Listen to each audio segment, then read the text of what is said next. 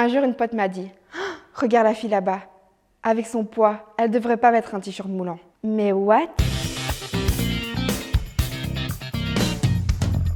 Je me souviens, en fin de secondaire, qu'on me reprochait mes kilos en trop en me disant que j'étais grosse. Et ça me blessait. Et ces remarques m'enfonçaient encore plus dans la solitude.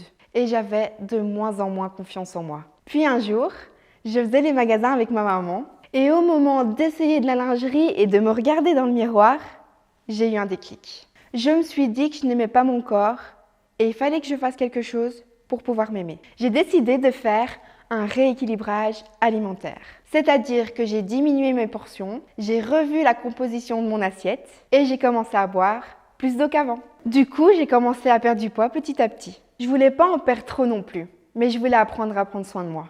Le rééquilibrage, c'est une chose, mais ce qui m'a aussi beaucoup aidé, c'est le théâtre. Jouer un rôle et apprivoiser un personnage aide aussi à s'accepter. J'ai dû jouer une femme issue de la bourgeoisie, en robe moulante et en porte-jartelle.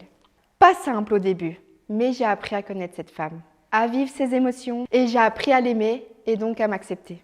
Pendant toute ma jeunesse, j'étais focalisée sur le regard des gens et sur ce que les médias véhiculent comme message par rapport aux corps idéaux. Je n'avais jamais pris le temps de me demander ce que moi je ressentais, ce que moi je voulais.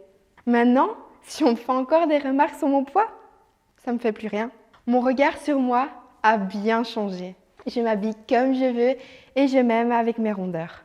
Comme Oscar Wilde le dit si bien, s'aimer soi-même est le début d'une histoire d'amour qui durera toute une vie.